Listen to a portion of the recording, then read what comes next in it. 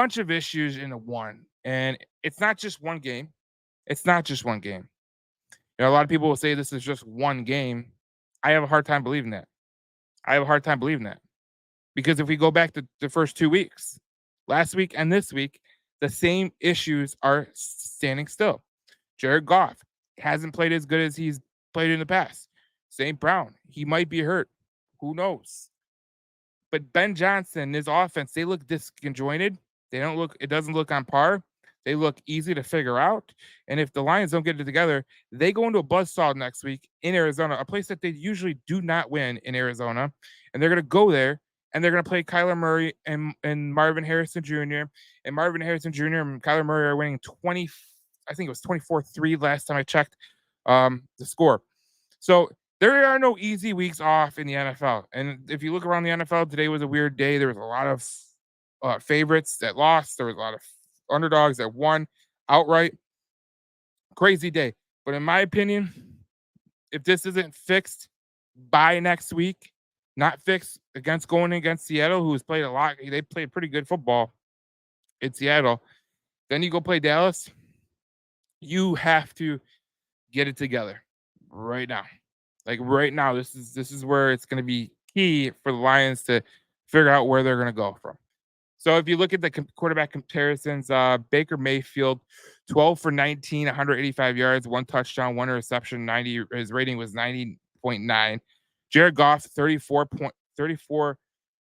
for 55, 307 yards, 0 TDs, 2 interceptions. His quarterback rating was 61.7. I don't care who you are. If your quarterback rating is 61.7, unless you're the Chicago Bears, you're not winning that game. Period. And Jared Goff this whole year has not looked good. So he has to get his stuff together.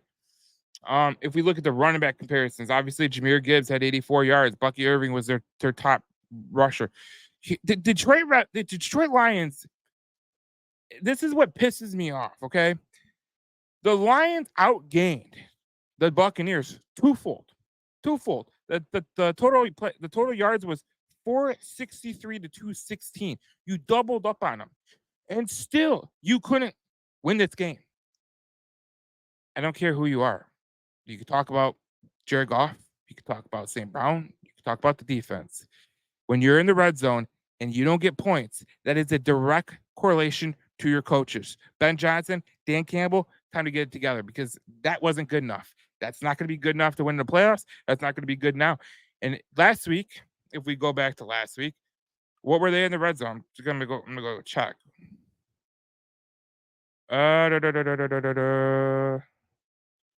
Red zone. Oh, it doesn't show up.